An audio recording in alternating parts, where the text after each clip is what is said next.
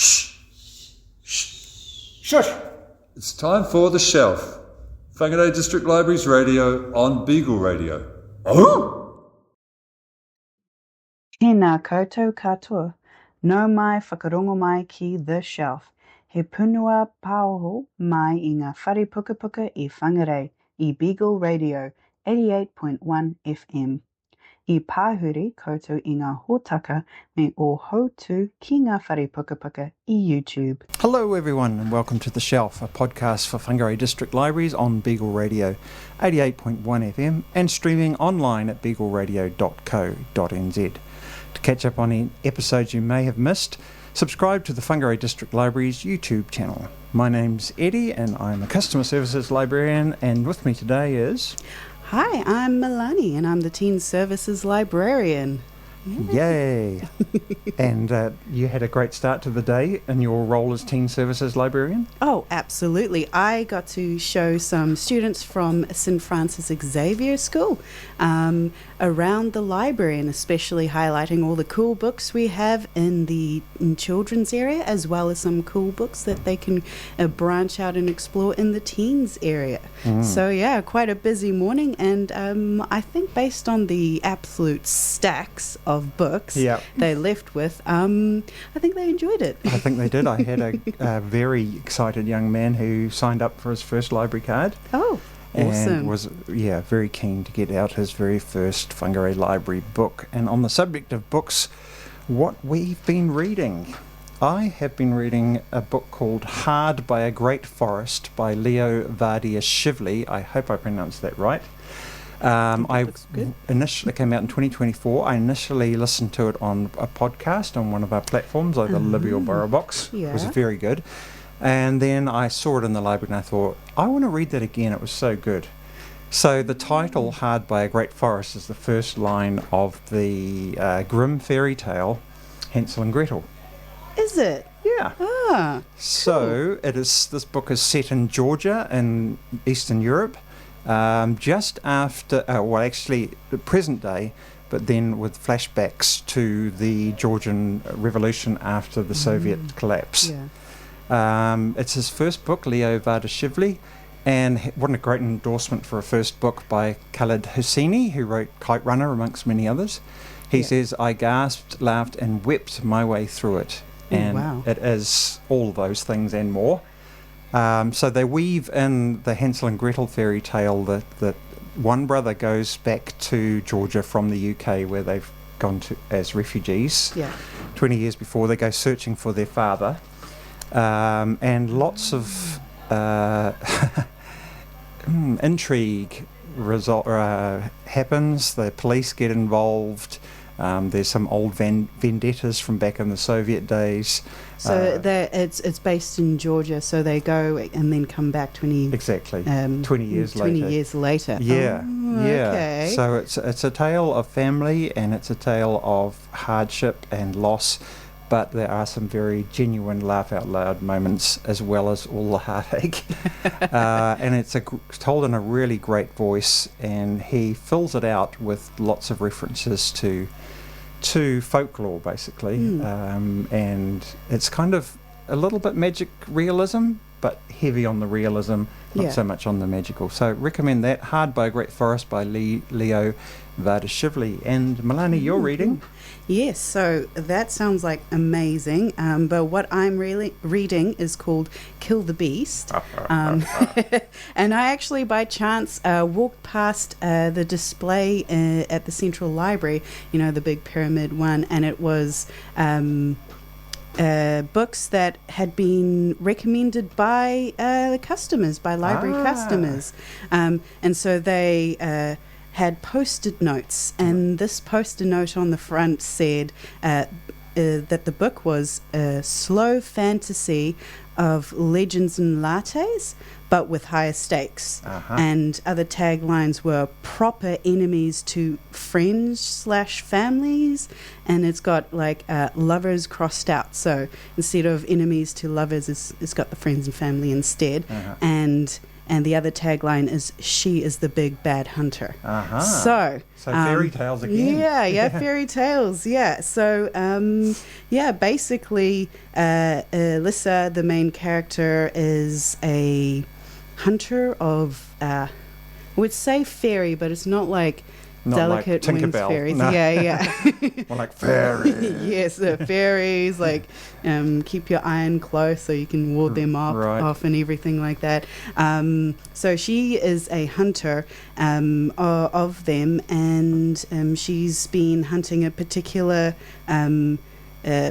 creation beast called the Beast by the fairies for revenge. Basically, she's really heavy on the revenge background, and she is joined by probably, like, have you seen like The Witcher or read any of the books or anything like that? No, I'm totally ignorant when it comes to that. It basically it's like the Witcher, or Geralt from The Witcher, who hunts monsters and fairies from Slavic folklore and things like that. Right. She hunts the beasts and fairy monsters. Yes. And this other character, he joins in because he knows where the location of the beast. Right. He knows where it is, and he is the total opposite to her, and he is more of like a dandy, really likes his fashion things, and he's more likely to get himself killed out in the wild than she is. So it's got a great dynamic there. I'm only halfway through it, but it's been given the tagline of like The Witcher meets Howl's Moving Castle, so sort of fairy tale, but with a splash of horror. Yeah, a splash of horror and gore. I love this line on the back of the book: "Revenge makes monsters of us all." That's very true, isn't it? Yeah. So I'm getting the hints throughout the whole book that there's like a big plot twist coming, and I'm like trying not to like ruin it for myself and guess things and just sort of get through it. But so far it's been really, really intriguing. You keep asking questions like why is she hunting the beast? Like, why does this other guy like know where the beast is? And like the tagline on the post-it notes like legends and lattes, but higher stakes and enemies to friends, family. So I'm guessing that the real treasure is the friends we found along the way. Yeah. And the author is? And the author is Serra Swift. No relation to Taylor, possibly. But No, who knows? not. And speaking of forests and beasties that live therein, here's a track by The Cure. That was The Cure and A Forest from way back, about 79 or 80. Now, speaking of old days, we are going to play for you next part 2 of Adam Cutforth's Heritage Talk on behalf of the libraries. And it was a very interesting talk on Bishop Pompallier, who was a founding missionary to New Zealand back in the day. I don't know if you had a chance to catch up with the first half, but he says a lot of wonderful things about the library and librarians in particular. Ulterior motive, you're thinking, pretend he's married to one? Yeah, maybe. Yeah, a little bit there. But yeah, sit back, enjoy this talk by Adam Cutforth on Bishop Pompallier.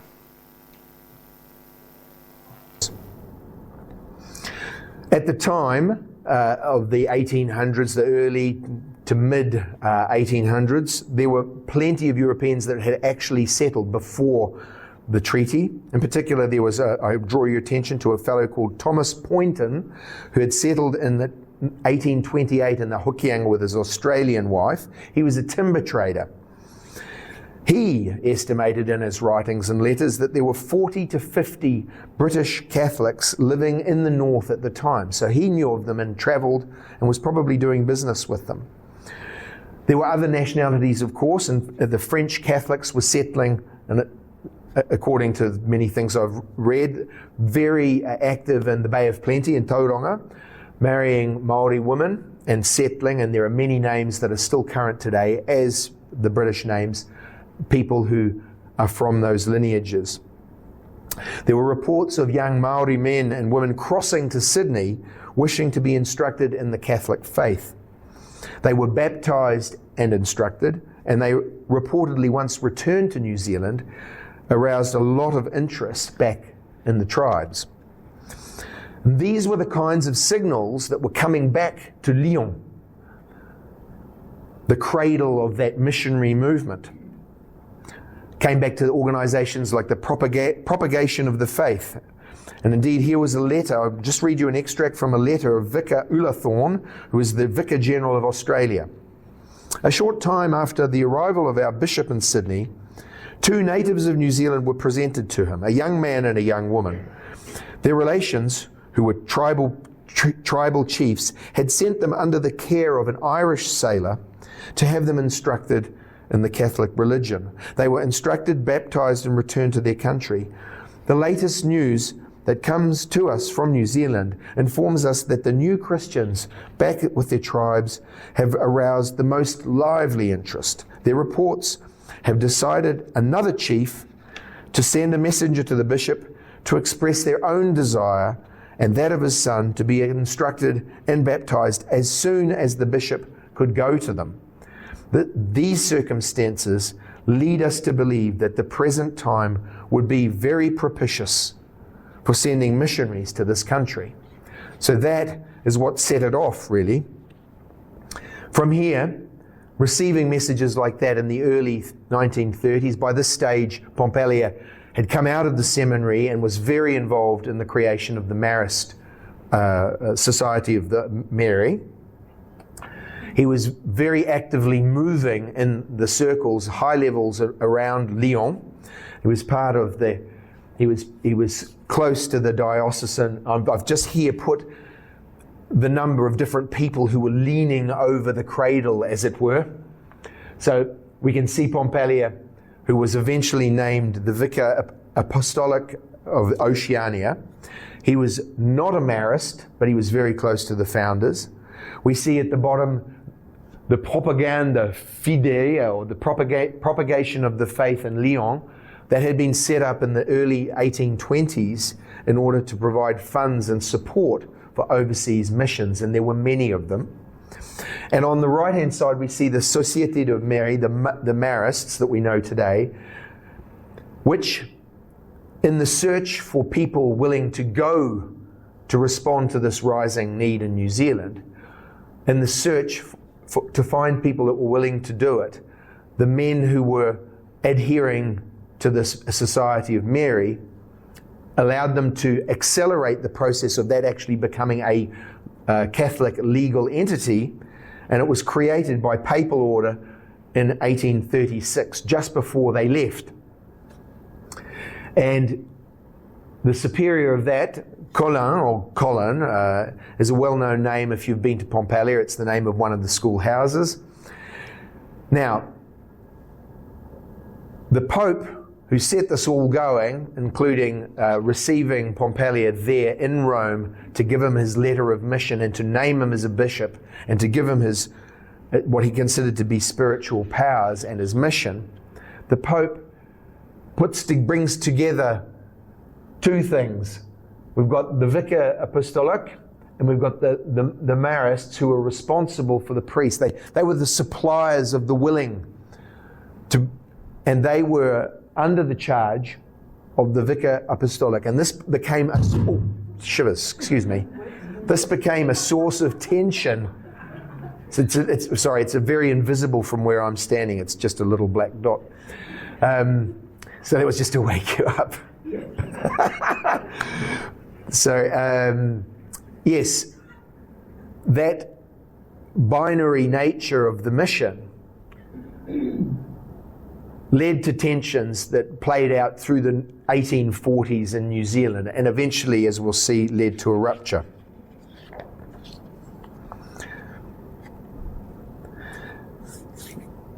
The mission itself, if we look at it in the words of Pompallier himself, was vast. He had become the administrator and pastor of a mission which, in the words of the briefing that appointed him, included that part of Oceania which takes in all the islands of the western section of the ocean of the Pacific Ocean, and places that were very far flung, took in surface area, a sixth of the Earth's surface, and hundreds of islands, hundreds of languages, and many challenges, obviously. You imagine setting off from your comfortable existence in Lyon on a mission into the unknown, taking willing people with you. It was quite an epic voyage that they began in 1836 in December from Le Havre, which you can see right up in the top corner. So they left just on the eve of Christmas, or Christmas is celebrated on the 24th in France, and a ship called the Delphine. Within the first several weeks, they had lost one of the priests to a fever, and they had to put ashore for repairs to the boat in the Canary Islands. And unfortunately, Father Brett was already down, one man down, and you haven't even rounded the Horn. Down they came around the Horn, which, as you will probably know, is an extreme feat of courage and adventure in itself. At Valparaiso, Pompallier was able to meet local Catholics, conduct masses, preach and baptize people before they set across the Pacific in a boat that he rented called the Europa. And across they went to French Polynesia, to Whangarei or Gambia Islands, where they were able to meet some very successful ministers that were already in the place. So there were already active ministry in that part of the world, and on to Tahiti, where they changed to a vessel, where he rented a boat called the Raiatea, which we'll see later has a special significance just in the name. From there, from Tahiti, they went to Tonga, where they encountered the king and were rejected. They were told to leave. They didn't want to know anything about these Catholics and their works. So they sailed north to Wallis, and where they left a priest and his brother, a Marist brother, there with very little, the supplies to set up a mission. And then they sailed on to Futuna, which was near Wallis. We often say Wallis and Futuna, where he dropped off Pierre Chanel, which would be a familiar name to you. There used to be a hall in Carmo, which was my only knowledge about it, called the St. Peter Chanel Hall. That's the same Pierre or Peter Chanel. Dropped off Chanel and Jean-Marie Nizier. They were left there. That was Pompallier's decision. I will leave these men in place, and they will, as entrepreneurs, preach the word and go out. Then they went on, having left these men there in mid-37, they went on to Sydney, had these encounters with local Catholics, and then went on to be welcomed in the Hokianga by Thomas Poynton, who I mentioned to you earlier. He had already promised the gift of land, or purchase at a very reasonable price of land in the Hokianga, and that is where they set sail for. As I mentioned, the Maris, if I can borrow a term familiar to you, good keen men. They were good keen men, all right, and it was an extremely dangerous job. Only 3 years into the mission, Peter Chanel, that we can see here, was made a martyr, and this book here is just a couple of shots from a book that I was given in French by our parish priest as we set off, saying, here, this might be useful to you one day, and here you go. I just took an extract which highlights the fact that when Pompallier was named and the mission was going, there was such a fervour and such a feeling of relief and a feeling of, I'm going to be able to do my work. And off they went, hoping that they would be up to the standards of the mission. And off they went. Only in the case of Peter Chanel, unfortunately, several years later, to be chopped down with an axe as a result of misunderstanding and a clash of civilizations, you could say. Despite his great works amongst the people of Futuna, he was martyred, and his remains too became the subject of repatriation. But They were people going out with very little supplies into a world that they didn't know, to encounter languages and cultures that they did not understand, but were very, very pleased and curious to understand. And this is where we arrive in the Hokianga. So on the Raiatea, as I mentioned earlier, in 1838, a very well-known Maori priest who's written a fantastic essay in this book, which is about the place of the French in the Bay of Islands, and it's called Te Uranga Mai o Te Iwi Wiwi. And the Iwi Wiwi are the French, because we say we. The Iwi Wiwi. So this priest, which I'd invite you to read, this is a spectacularly good essay about traditional Maori spirituality and the encounter with Christian spirituality. He was a prominent figure, as we'll see. He said, Te iwi o Hokianga, the local people in Hokianga, would have been quick to link the name of the schooner Raiatea with the homeland of Waiki, Hawaiki. They would have chanted the pepeha, e kore ahau e ngaro, he kakano I ruia mai I rangitia. I will not be lost, for I am a seed planted in Rangiatia.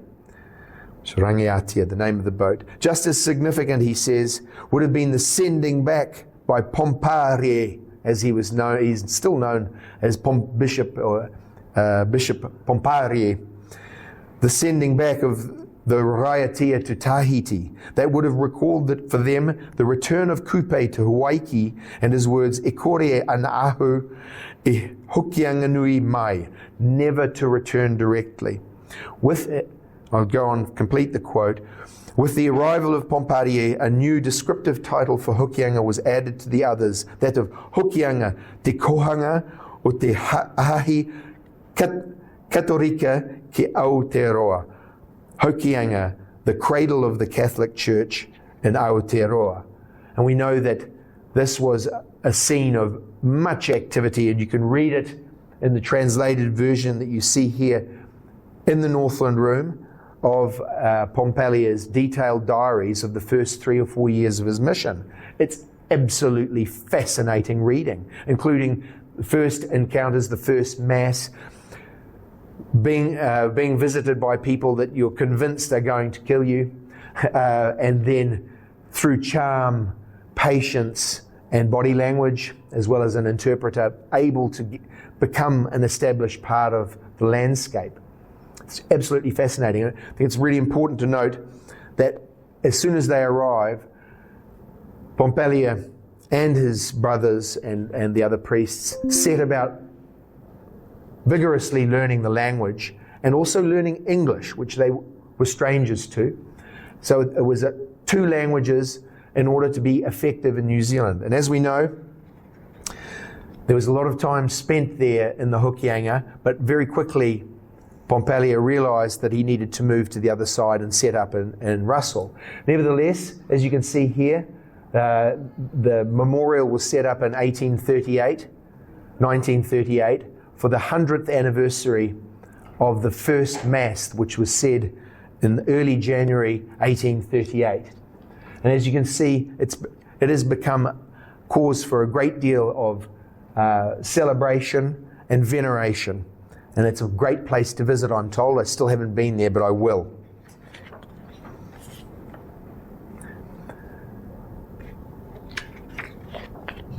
And of course, we've all seen the fabulous mission and learned about those great works, the printing press, and the importance of that to the work of establishing teachings and distributing them in New Zealand, including a very long essay by Pompallier, about 70 or 80 pages, talking specifically about this question of how to meld, how to make Christianity consistent with Maori spirituality and beliefs and practices in everyday life. Pompallier himself was even present at the work, at the meetings and kōrero around the Treaty of Waitangi, but he refused, when pressed, to get involved, to position himself or to advise at all about questions of should we sign or not sign. Is it a good thing? In fact, he said, this is a political thing, that's your business, this is not my business. But what he militated for was freedom of religion. And in fact, his work with, I think it was Busby, led to what's known as the fourth clause of the, it's an informal thing, but the fourth clause of the treaty, which talks about this freedom of religion, because what he had encountered in those very early days back in Hokianga particular was a lot of aggression and a lot of what they describe as calumny, lies about the Catholic faith and the way it operated, spread by the Protestant missionaries. And so here we are in the world of conflict and confrontation between different belief systems. Pompallier was constantly on the move. In the course of his 30 years in New Zealand, he was voyaging a great deal. And I've just put this in here to give you an impression of how much he went away. In the first few years, 38, 40, 39, 40, he was constantly on the move, visiting all parts of New Zealand. And again, as I mentioned, you can read about the detail of those journeys and his encounters with the different people and his welcome and the baptisms and contact that he had as he went around the country. There were voyages to back up to the, excuse me, I'll go back to that, back up to the islands. In 41 he went back and discovered, to his great grief, that Chanel had been killed. And because, we didn't have telephones in those days, so there was no tweet about it. He only discovered that once he'd died a year earlier. And he immediately put in place the steps necessary to bring Chanel's remains back to New Zealand, where they were actually for many, many years, in fact decades, kept in a church in Russell without anybody really knowing about it. So through these years of the 40s, there was a lot of tension between Pompallier and his sort of swashbuckling entrepreneurial press to get all around New Zealand, and the Marist brothers who were saying, hold on, we haven't got the resources to do this. That's my interpretation of it. But there was a lot of correspondence. Pompallier was corresponding back to the supporters and benefactors back in France, and trying to continually raise funds. And he was seen as a bit profligate in the way he would spend his the funds that he was given. It led to a withdrawal of the Marists in the late 40s. And the separation, the solution that they found was that Rome separated New Zealand into two dioceses, one based in Wellington and one in the north, based around Auckland. And Pompallier was the Bishop of Auckland and continued his ministry from there, but still with a very, very strong relationship with rural Māori and the Hokianga, the cradle of that mission that he had begun a few years earlier. So it meant that Pompallier actually had to go and recruit new religious teams. He was without his Marists that had been all around the north and doing that good work, working up, creating those Bibles in the Bay of Islands. He even at one point had bought a boat, would you believe, and decided that the best way to get around was, rather than chartering boats, I'll buy a boat, which led to a lot of loss of money. This is the kind of thing that led to the tension and say, what are you doing back there? What are you doing? And here he was, an extremely charming and effective evangelizer, but an absolutely terrible manager and administrator. And everybody agreed about that, and I think he was conscious of it himself. But from the readings that I have made, and you can explore yourself, you can see he was extremely sincere in all of his efforts.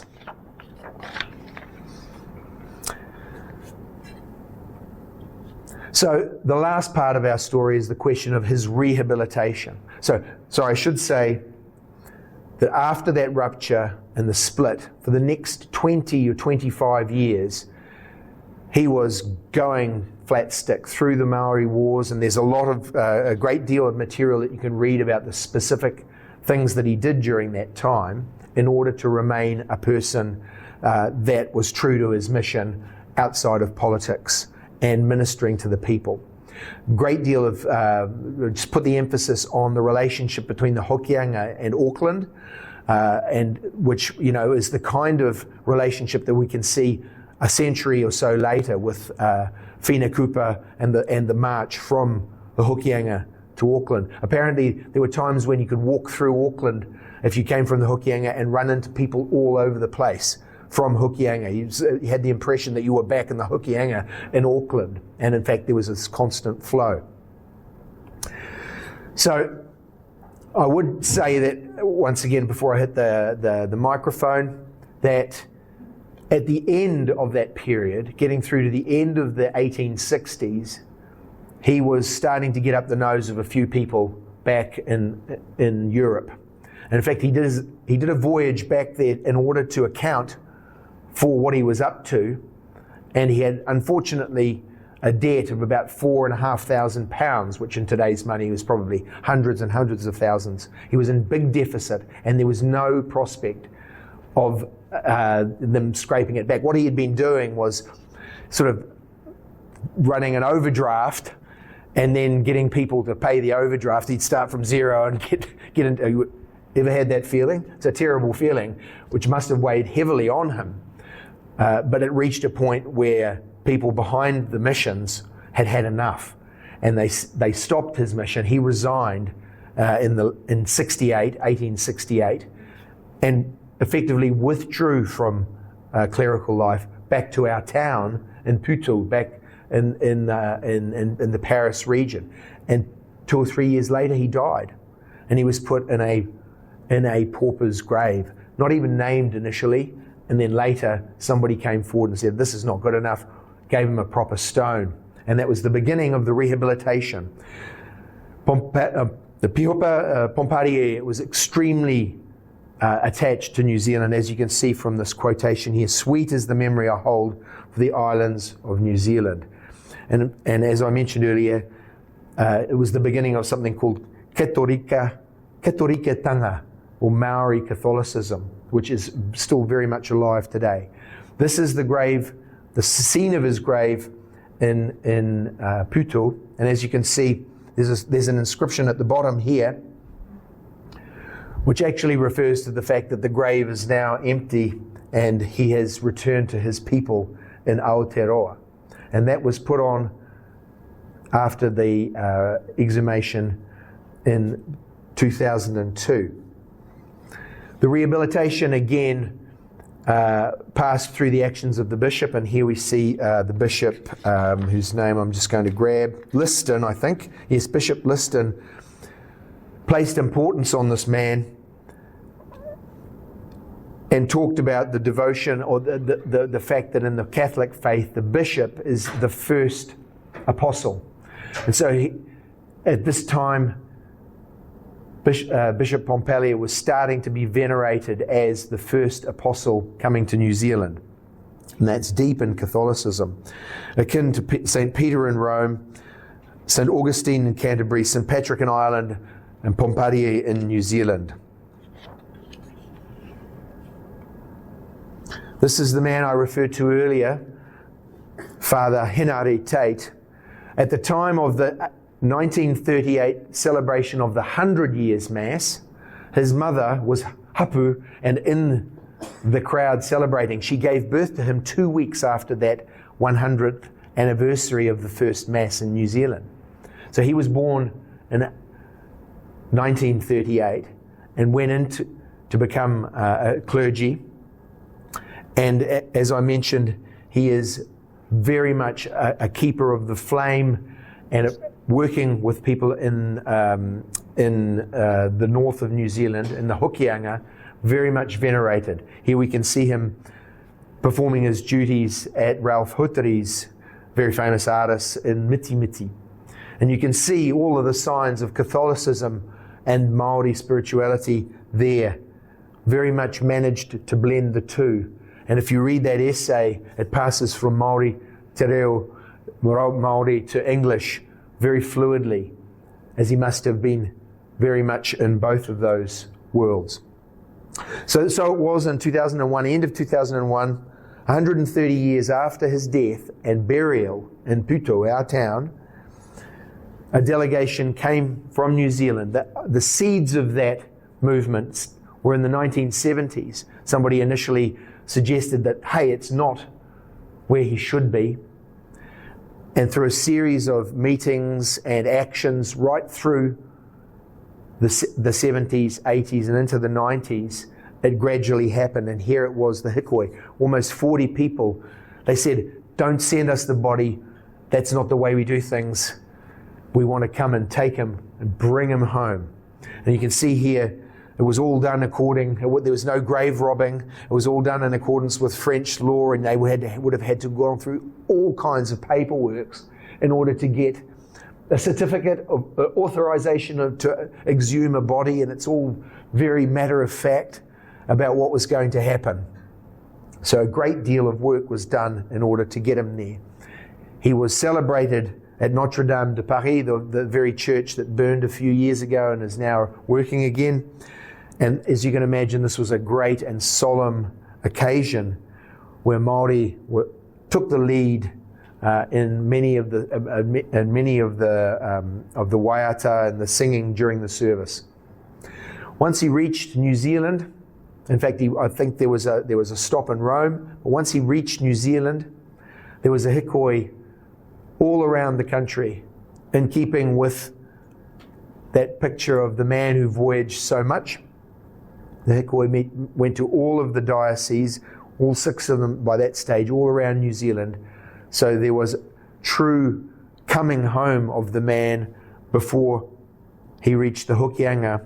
And here you can see the kind of thing that was happening all over the country as the man, or his remains and his spirit, were brought back. And I'd just like to acknowledge Tessa Copeland for the use of this photo on the Encyclopedia of New Zealand.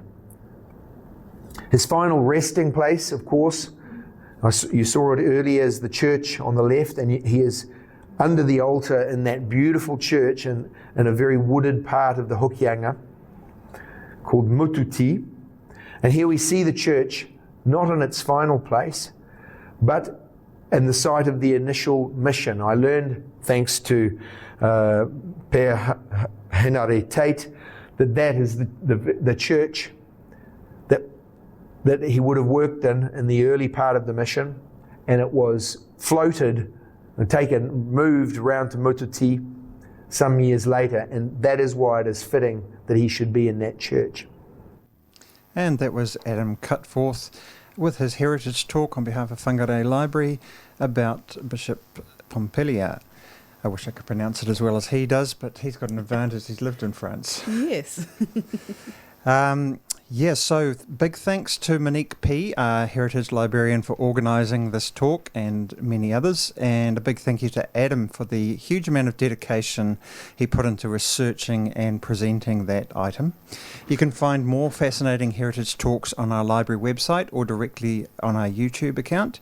Just type Whangarei District Libraries in your search engine and you'll find it. You'll also find last year's Mana Wahine talks there. And on that subject, Melani?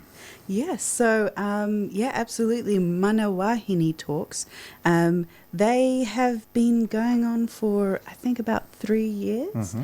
Talked to Moana, our Māori Services Librarian, and so around Matariki time, she's hosted at the library for the past 3 years. Talks from everyday women in the community, showing leadership and who hold leadership roles out in all sorts of jobs and organizations, and it's really giving them space to talk about their lived experience, not only in their roles, but like how they got to there, and and so it's just really creating that space. So we do have 2 talks happening. First one year. sounds fascinating. Yes, yeah. So the first one is on the Thursday, the 25th of June, from like 10 till 11, and it is. And who we've got talking is Sergeant Elise Lewis. And Who is so a dog handler, I understand it. yeah, yes. So absolutely. So she is the police dog handler. And became the first Wahine to win the National Police Patrol Championship. Wow. And in 2019, not 1920. No. We're finished with the heritage talk. Yeah, we're moving on finished to with the that. No, we're on present to. day. Although she did make history there by Yes. being the first Wahine to win, and so she will be talking about her experience as an officer, charge of the Northland Police Dog Section, and how she continues to like lead and inspire and train the teams with their police dogs. So that's in Te Puanga in the Central Library. So check it out on our website.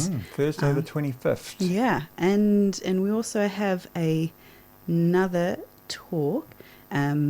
This time we're starring 3 lovely ladies: Janet Hitaraka, Dr. Maya Hitaraka, and Aorangi Hitaraka. So they will be giving Tag teaming. to giving a talk about their, I guess, their extraordinary contributions to education, to the writers in their lives, and they're also political thinkers, and so from whānau to the community, and just growing that space. So they'll be sharing their knowledge and perspectives and their lived experience. So that they will be on Thursday, the 2nd of July, also 10 till 11, and I believe hopefully we should be recording them and putting them also on YouTube. Absolutely. Yeah, so book yourself in for that. No cost, of course, as most things, 99.9% things in the library. Yep. And speaking of library and librarians, Melani had the privilege of sitting down with one of our newer librarians who went through the Whangarei District Council Cadetship course before she became a fully fledged librarian, and we're going to listen to that talk shortly. Yes, so we'll line up her interview. So yes, it's just a joy to have interviewed her. So here we go. Right. Kia ora, Ness. Thanks for sitting in with an interview with a librarian. What is your current position here at the library? And can you tell me a little bit about yourself? Hello, I'm Ness. I'm 25 years old and I've been working at the library for 1 year and 7 months as a customer service librarian. I got here a little bit differently than the most usual way. Instead of applying for the job, I joined through the Whangarei District Council Cadetship program. I kind of wanted to talk about it today because I think it's a really good program, and it gave me an opportunity when I was struggling to find work, and it helped me gain a lot of confidence within myself. And I think it's something that more people should know about because it can open doors for young people who are finding it hard to get a job. So I thought I'd share a bit about what the cadetship is. Yeah, that sounds awesome. Yeah, so what is the cadetship? The Whangarei District Council Cadetship is a program designed for young people who are unemployed, and it gives them training and support and work experience. It's for people aged 17 to 24, and it can get them a job within council. So that's what I had to go. So it's sort of like a stepping stone, stone. It sounds like it's a well-rounded sort of program. Yeah. So how did you even hear about it? So I first heard about it because I was unemployed at the time, and I was on the job seekers benefit. And it's mandatory to go to meetings when you're on the job seekers benefit. So I was really struggling to find work. It's so hard. Yeah. I walked into like imagine. every place in this town handing in my CV. And Yes. because I didn't have any work experience, it was really difficult to like get a job. Yeah. So I went to this mandatory meeting and they said like, do you know what the Whangarei District Council Cadetship program is? And I was like, no. Like, well, What is that? Yeah. And they explained it to me and said it's like a program that I can do where I can get a job within council. And I thought it sounded pretty good. So I was like, yeah, I'd take part in that. So I started doing that. Oh, that's very cool. It just, I guess it sort of lined up there. It I mean, lined up perfectly. yeah. Yeah. So, well, that's pretty cool. So, what did you do during your cadetship? I know you were here, but yeah. So before I came here, we had to do like an 8-week program. We would go like to a classroom. There was 12 of us. We were told at the start that there was only a few positions available, so we wouldn't all get the job. Ooh. So it was very competitive. That sounds Yeah. a little bit stressful. It was very but stressful. So we did things like work on our CVs and cover letters, and we did many mock interviews and many PowerPoint presentations to build confidence. oh yes, yeah. And I have to be honest, I hated the cadetship at first. Oh my god, I remember I cried on my first day because they told me I'd have to do a PowerPoint presentation in front of everyone. Oh, yeah, you get nervous with the So talking in nervous. front of Yeah, because at that stage I had very like little confidence, struggled to make eye contact, my voice would shake, I'd go red whenever the No attention way. was on You seem like so I know, it's amazing. so different from how it is now. And it was so uncomfortable for me, but I kept showing up and doing my best. Yeah. I knew that I wanted to change my situation and get a job, and I had to push myself out of my comfort zone because I didn't want my lack of confidence to stop me from getting a position within council. So I gave it like everything I had, but it was very scary. Yeah, like carrying on despite how scary it is. That's a really good skill there as well. Yeah, no, that sounds intense. It's very But yeah, so I guess all that training and then doing the cadetship, how did that like lead you into working at the library? So as the 8-week cadetship was coming to an end, we had one final challenge. It was to create a PowerPoint presentation and present it on a podium in front of all council staff and all the council managers. And this was like No pressure. very pressured. This presentation was like a big part of the selection process. Yeah. So we knew that if our performance could determine whether we'd get a position or not. Yeah. So like the stress was on. Yeah. Yep. So the presentation was about like who I am, why I believed I deserved a place at council, and what I could bring to the role. And I spoke a lot about my strong interest in working in the library. Yeah. Because it had been like a dream job of mine since I was a little kid. So I spoke about that. I was really scared, and for weeks we had been practicing our presentations in front of each other. But the thought of like standing in front of the room and everyone makes it a little bit different there. I was so scared. I feel like it's the hardest thing I've ever had to do. And I was really scared when it was my turn to present. But I pushed all those feelings aside, and I gave it my best, and I spoke clearly. I made eye contact. Yeah. And I feel like I did my presentation very well, and when it was over, I felt very like proud of myself. Yeah. Because that's something I never thought I would be capable of doing, because I was just so shy. Yeah. So like the beginning of your 8-week thing with the cadetship and practicing those and then it led to you being able to do that presentation. Yeah, so I was very happy. That's amazing. That's amazing. Yeah, very, very cool. So so then you were at the library carrying on, and so how's that been like? It's been amazing. I really like working here because this is my first ever job. Yeah. So when I found out I got the position, it was kind of like the Hunger Games. They were like killing us off. They'd take us into a room one by one. Yeah. They're like, you haven't got it. You haven't got it. No way. Yeah. So when they told me, I was like, I actually screamed. They said they've never had a screamer before. Okay. And you're just like I was overwhelmed so with that you got it. That it's So I had no customer service experience whatsoever, so I was really shell-shocked when I started at library, because in my head I thought, oh, you just put books away all day. Yeah, we did that a lot. But no, it's like I was put at the front desk, I had to learn how to use printers, help people print, photocopy, answer all these questions. There's so many questions. And assist customers with all sorts of things. And I was so terrified because it's like, this is not what I thought working in a library would be like. But I'm very lucky because I had very patient co-workers. There was never a stupid question, even though I asked every stupid question possible. And a special shout out to Amanda and Eddie, who were my buddies when I first started. Those poor people. They really had their work cut out for them. And I asked them every question, but they were very patient and kind, and that's like with everyone that works here. That's one of the things I love most about working here, is everyone's really accepting and kind.